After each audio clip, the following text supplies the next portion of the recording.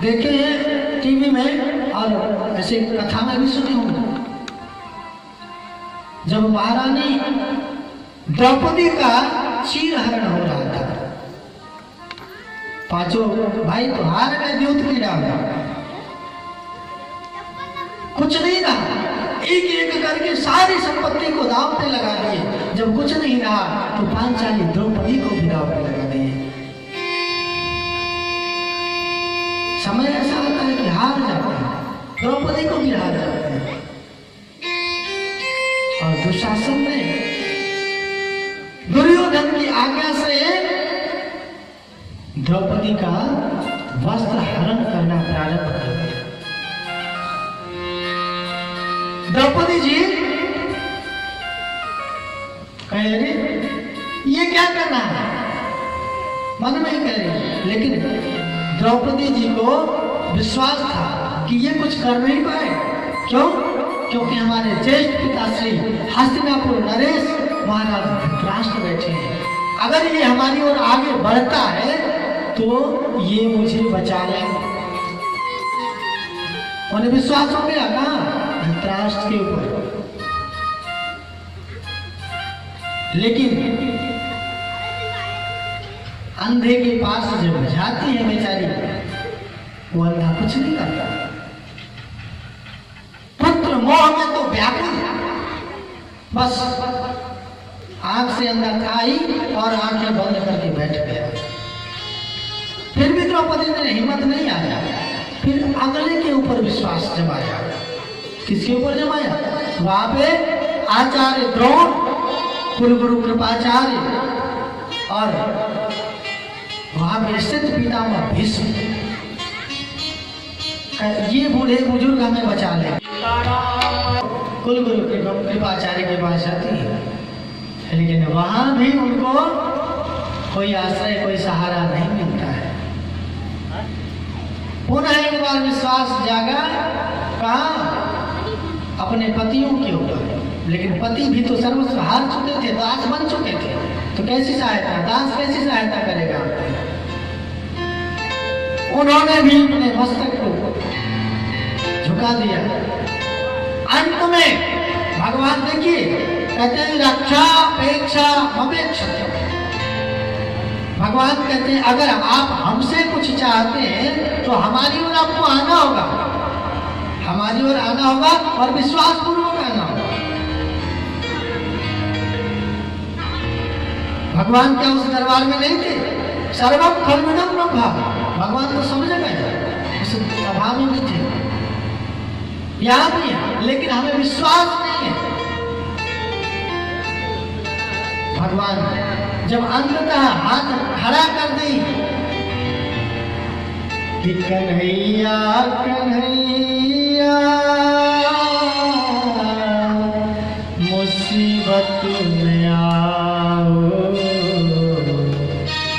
कन्हैया कन्हैया मुसीबत में आओ, जाती है लाज मेरी आके बचाओ। प्रभु हमारी लाज जा रही है, अब आप ही हैं, आपके सिवा कोई नहीं है मेरा। जो है लाज रखनी तो जल्दी से आओ, जो है लाज रखनी तो जल्दी से आओ। इस प्रकार से जब विश्वास पूर्वक भगवान को बुलाया तो भगवान आकर, ये तो पता ही है सबको, इसीलिए बिना श्रद्धा और विश्वास के कोई कार्य सिद्ध नहीं होता। तो भगवान गोस्वामी तुलसीदास जी महाराज ने श्रद्धा विश्वास स्वरूप शिव और पार्वती की वंदना किए। आगे सीता राम गुणग्राम पुण्यारण्य विहारिणो वंदे विशुद्ध विज्ञानो कविश्वर कविश्वरो। भगवान महर्षि वाल्मीकि संत बलवंत श्री हनुमत लाल जी की वंदना करते हैं। आगे पुण्यारण्य विहारिणो, जो श्री सीता राम जी के पुण्य अरण्य, पुण्य जंगल में विहार करने वाले श्री महर्षि वाल्मीकि और श्री हनुमान जी महाराज को प्रणाम। आगे कहते हैं उद्भव स्थिति संहार कारिणी क्लेश हारिणी सर्वश्रेयस्करीं सीता, जो पालन जन्म देने वाली, पालन करने वाली और संहार करने वाली, सर्वश्रेयस्करीं सीता, सभी प्रकार के श्रेय को देने वाली, सर्वथा कल्याण करने वाली महारानी जानकी न तो उनको प्रणाम है, महारानी जानकी की वंदना। उसके बाद कहते हैं कि भगवान श्री राम जी के नाम की वंदना, रामाख्यमीशम हरि। आगे कहते हैं नाना पुराण निगमागम संबद्धम रामायणे निगदितम क्वचिदं निरोगी स्वांत सुखाय तुलसी रघुनाथ गाथा भाषा निबद्ध मति मंजुलना पात्र होते। कि मैंने सबको प्रणाम किया और क्यों किया कि भाषा निबद्ध मति मंजुल मात्र होती, ये मैंने अपने मन के हिसाब से, ये अपने हृदय को प्रबोध मिले, अपने हृदय के शांति के लिए, न कि किसी के प्रचार प्रसार के लिए, अपनी कीर्ति स्थापित करने के लिए नहीं, अब मेरे मन को जो शांति मिले, इसलिए मैं इस ग्रंथ की रचना करने जा रहा हूँ। आप सब आशीर्वाद दें। इसी प्रकार से 5 सोठे में वंदना करते हैं। 5 सोठे के बाद वंदाऊं गुरु पद पदुम परागा, वंदाऊं गुरु पद पदुम परागा, वंदाऊं गुरु पद पदुम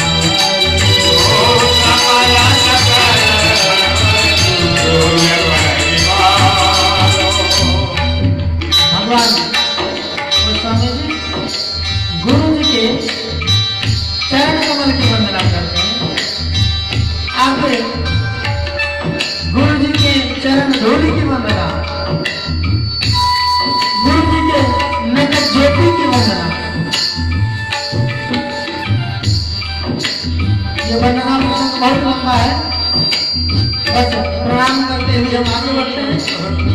गुरु जी के समस्त अंगों को बनना, क्योंकि गुरु जी के चरण कमल, गुरु जी के एक एक शरीर विग्रह जो है वो कल्याण करता है। क्योंकि गुरु बिन भव निधि तरी कोई, गुरु बिन भव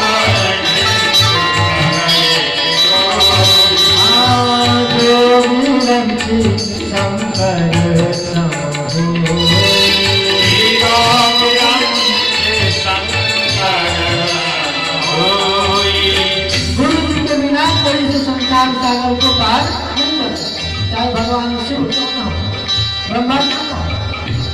महाराज गोस्वामी जी गुरु जी के अंग विग्रह की वंदना करने के बाद महाराज ब्राह्मणों की वंदना, साधु संतों की वंदना, समस्त तीर्थों की वंदना, खलों दुष्टों सबकी वंदना करते हैं। और अंत में देखिए गोस्वामी तुलसीदास जी के लिए सरल एक को भी नहीं छोड़े और उन्होंने कहा भूल में कोई छूट भी गया हो तो सिया राम मय सब जग जान, सिया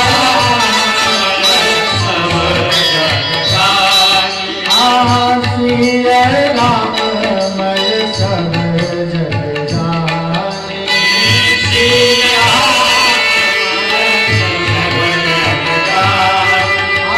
करहूं प्रणाम जोरी जोर पान, करहूं प्रणाम जोरी जोर पान, मुझे कृपा कर किस कर्मो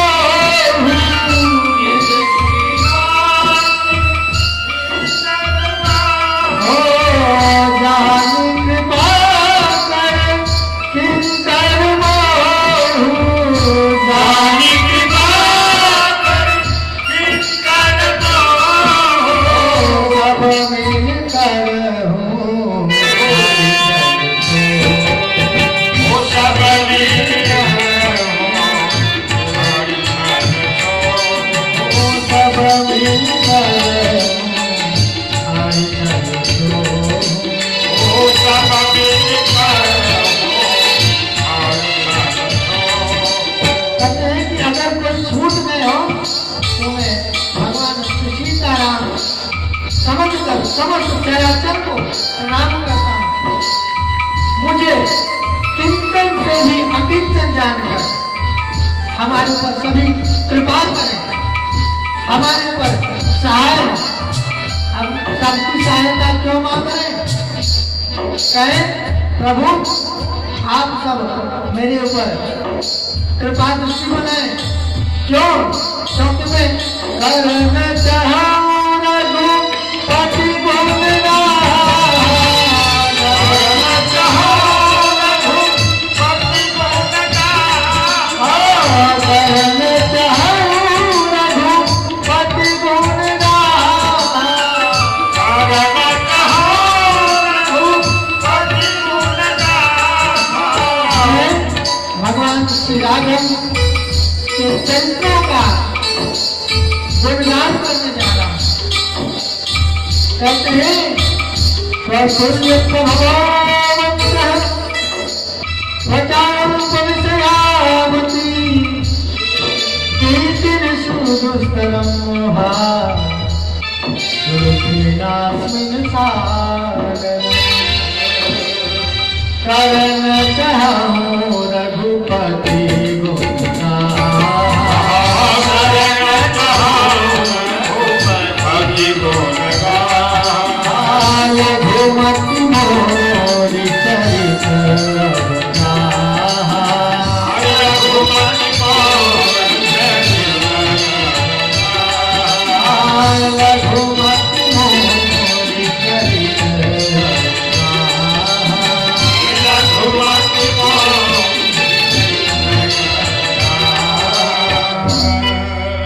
मैं सबको प्रणाम करता हूँ। आप सभी मेरे ऊपर कृपा बनाए, क्योंकि मैं जिस वंश के बारे में महाराज श्री राघवेंद्र सरकार के बारे में मैं गुणानुगाथा करने जा रहा हूँ।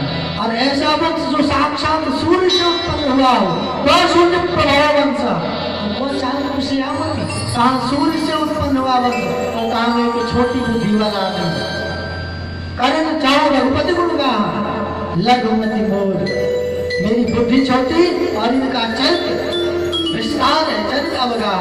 प्रभु मैं जानता हूँ कि मेरी जो भाग है, मेरा भाग्य बहुत छोटा है। भाग छोटे अभिलाष बड़े, करूं एक विश्वास। हमारा हाथ बहुत छोटा है, लेकिन मुझे विश्वास है। अभी मैं विश्वास के ऊपर कह रहा था ना, गोस्वामी जी कहते हैं मुझे विश्वास है, पई हरि सुख सुनि सुजस सब उपहास। मैं जो ग्रंथ लिखने जा रहा हूँ, यद्यपि मेरी बुद्धि छोटी है, मुझे आता जाता कुछ नहीं है, मैं फिर भी जैसा जो लिखने जा रहा हूँ, सज्जन जो होंगे मेरी सराहना कर इस ग्रंथ को पढ़ेंगे। और लेकिन अगर खूब ज्ञानी से ज्ञानी बुद्धिमान होंगे, अगर अहंता वाले होंगे तो हमारे इस ग्रंथ पे हंसेंगे। मुझे इसका कोई फर्क नहीं पड़ता। और ऐसे ही सज्जनों को चाहिए कि कोई भी कार्य करे, नेक कार्य में कितनी परेशानियां आती रहती है। अच्छे कार्य में करने जाए सब कोई कुछ से कुछ कहते जाते रहते हैं, लेकिन उस दुनिया वालों को नहीं सुनना है। सुनिए सबकी और कहिए मन। अच्छे कार्य में सबको कुछ न कुछ सुनना पड़ता है। गोस्वामी जी ने कहने वाले कहते रहे, अरे कुछ तो अच्छे होंगे जो मेरी सराहना करेंगे, और ना भी करें, मैं अपने हृदय को प्रबोध होने के लिए इस ग्रंथ को लिखने जा रहा हूँ। गोस्वामी जी एक एक करके सबको प्रणाम करते हैं और ग्रंथ की रचना, आप सबको पता है ये ग्रंथ की रचना कब होती है कि संवत 16 से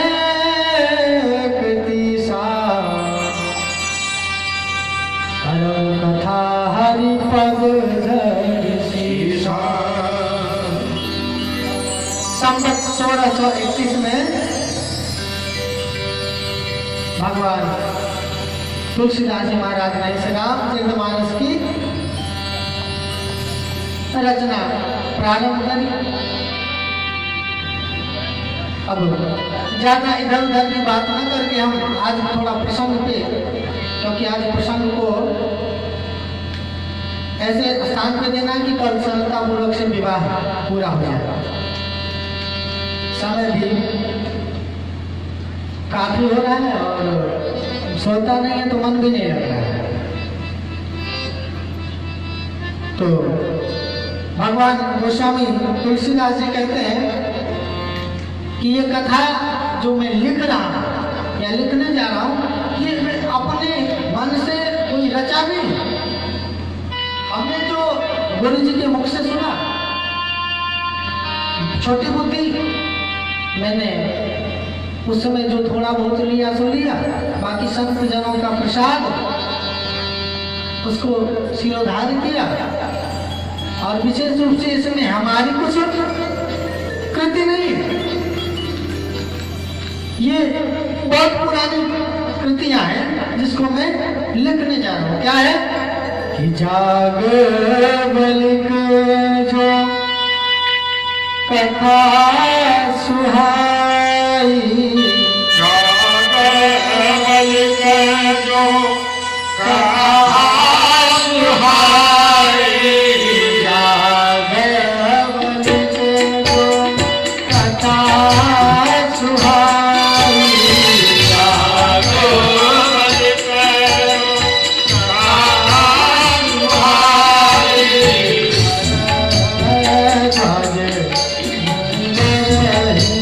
सुनाई।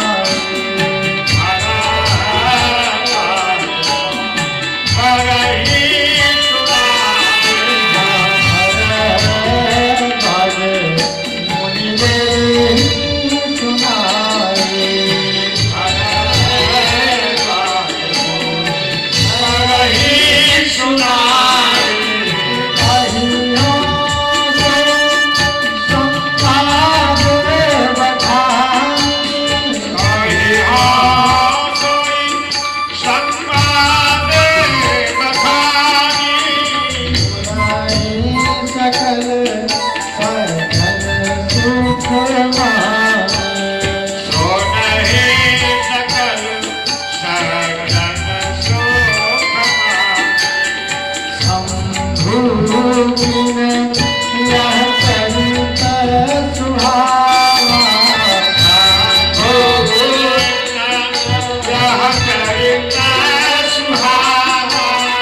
बहुरी कृपा करियो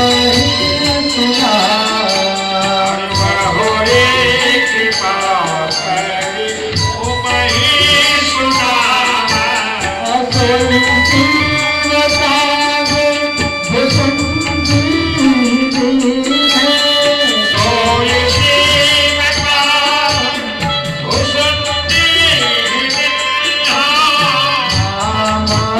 भगत अधिकारी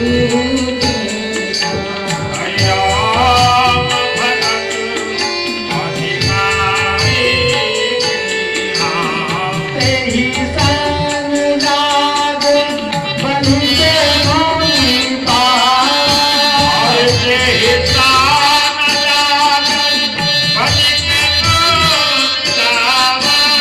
दीन पुनि भर राजपति गावा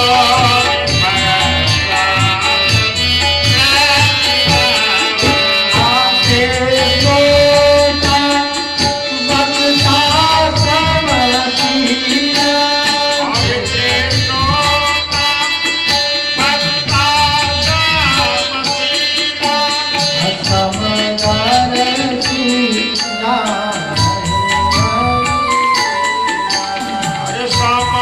समदर सीना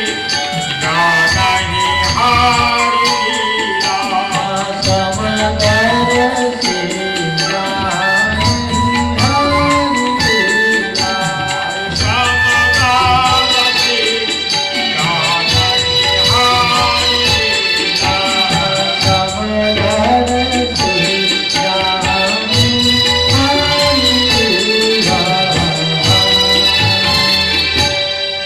कहते हैं ये जो मैं लिखने जा रहा हूँ ये कोई मेरी कृति नहीं है, ये भरद्वाज जी ने जागवल्क जी के मुख से सुना था।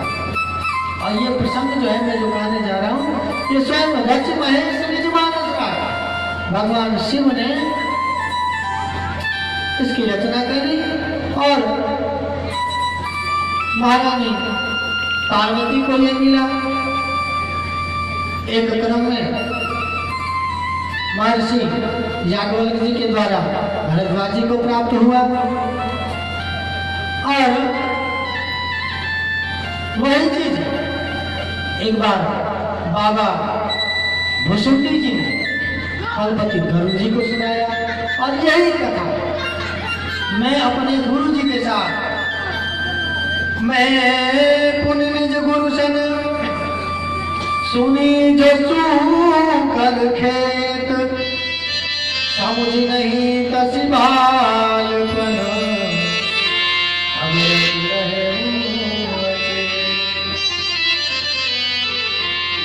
मैंने अपने गुरु जी के मुख से कोई कथा सुना था, लेकिन उस समय मेरे दिमाग में ऐसी बात कुछ आई कुछ नहीं आई, लेकिन फिर भी तदप कहे गुरु जी ने बार बार कहा और फिर उन्हीं की कृपा प्रसाद से हमें जो भी थोड़ा बहुत मिला तो मैं लिखने जा रहा हूँ। और ऐसे नहीं मैं जो लिख रहा हूँ तो मोरे मन प्रबोध जय हो, मैं इसको लिख नहीं रहा हूँ, मैं इसको बस भाषाबद्ध कर रहा हूँ जिससे हमारे मन को प्रबोध मिले, ज्ञान मिले। गोस्वामी जी राम कथा का प्रारंभ करते हैं और कहते हैं कि रामचरित मंदाकिनी, ये राम जी का जो है चरित्र साक्षात मंदाकिनी नदी है और इस मंदाकिनी में जो अवगाहन करता है उसके पाप ताप संताप सब भूल जाते हैं। एक गंगा जी है दूर काशी में, लेकिन ये गंगा हमारे घर में है और इस गंगा में अगर हम गोता लगाते हैं तो हम ऊपर जाते हैं, क्योंकि इसका नाम ही रामचरित मानस है। मानस, इसको मान सरोवर को माने। तो एक मान सरोवर में अगर कोई गोता लगाता है तो डूब जाता है, लेकिन इस मान सरोवर में अगर कोई गोता लगाता है तो इस मान सरोवर में वो डूबता नहीं, ऊपर उठ जाता है,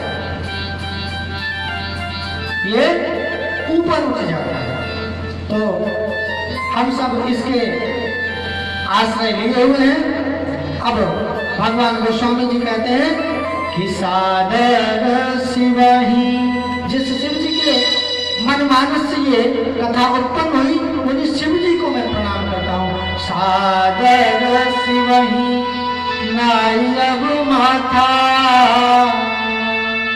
अपर नौ विशद राम गुण गाथा, संपत सोरह से तुतीसा,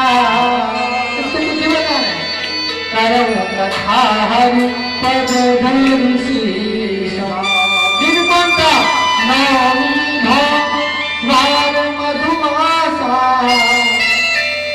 शुक्ल पक्ष यह चरित प्रकाशा। एक बार की बात है, वैसा सीताराम चला गया। हरिओम राजा श्री राम।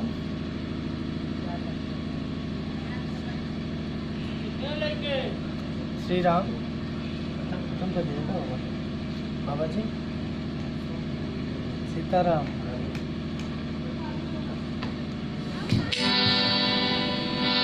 सीताराम। तो बाबा जी कहते हैं जैसे राम जन्म में जैसा समय जो तिथि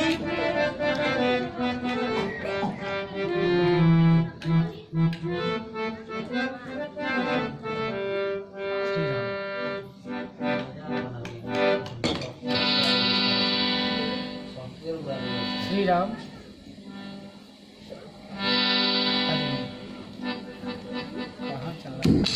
श्री राम।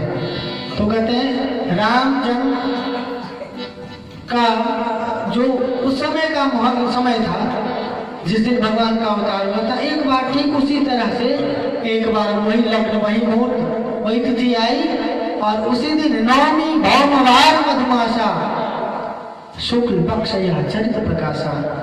और भगवान श्री सीताराम जी का ये चरित्र का प्रणयन उसी दिन प्रारंभ हुआ, उसी अयोध्या में जहाँ सीताराम जी की प्यारी राजधानी लागे, राजधानी लागे, मोरे मीठो मीठो कलयुगी को पानी लागे।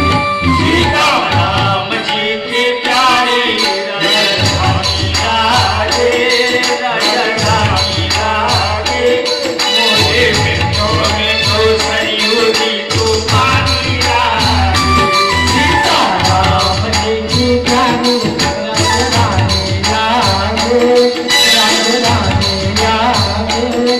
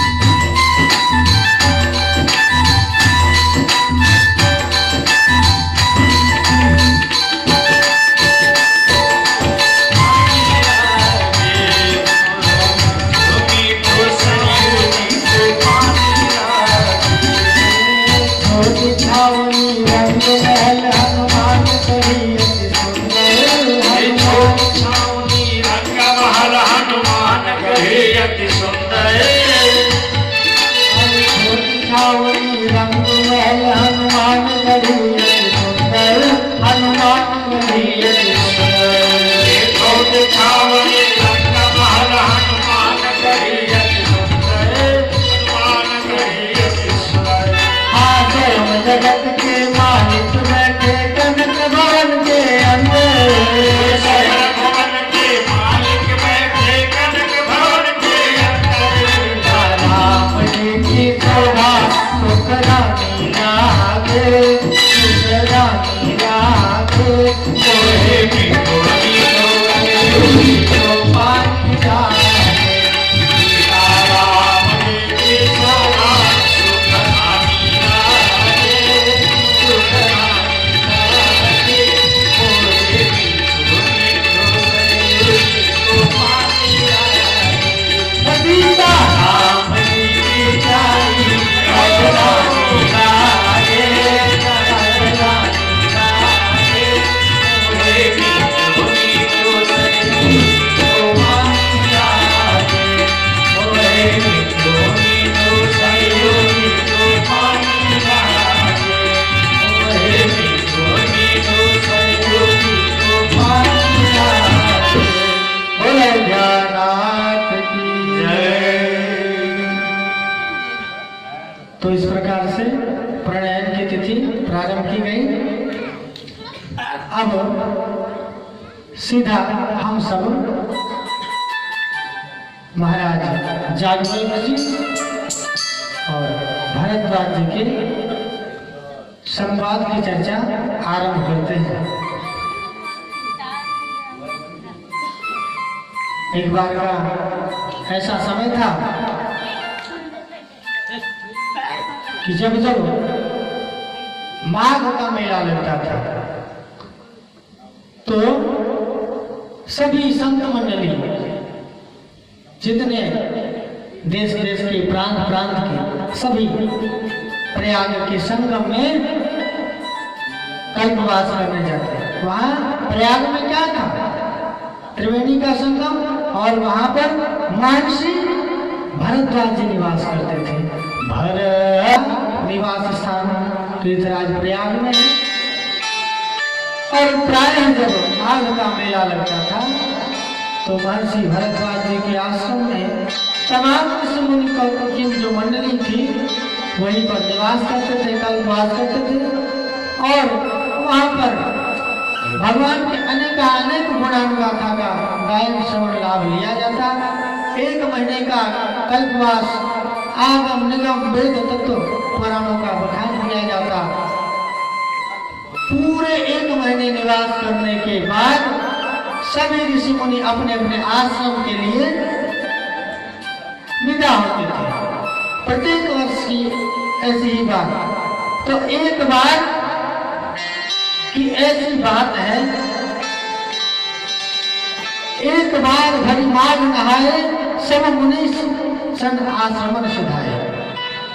एक बार इसी प्रकार से पूरा माघ कल्पवास करके और जितने ऋषि मुनि भरद्वाज के आश्रम पे ठहरे थे सब भरद्वाज से विदाई लेकर अपने अपने आश्रम को जाने लगे। उसी क्रम में सभी ऋषियों के समक्ष भरद्वाज जी के समक्ष महर्षि याज्ञवल्क्य जी आते हैं, वो भी विदाई लेते हैं। लेकिन जागवल्क्य मुनि परम विवेकी भरद्वाज राखे पद टीकी, सबको विदाई दे दिया।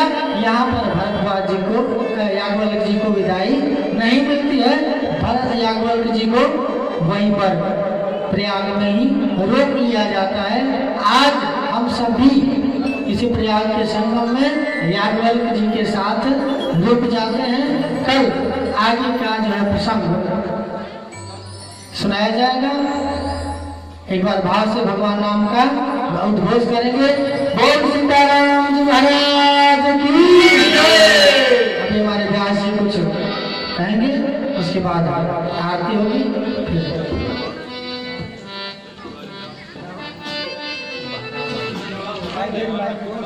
हारमोनियम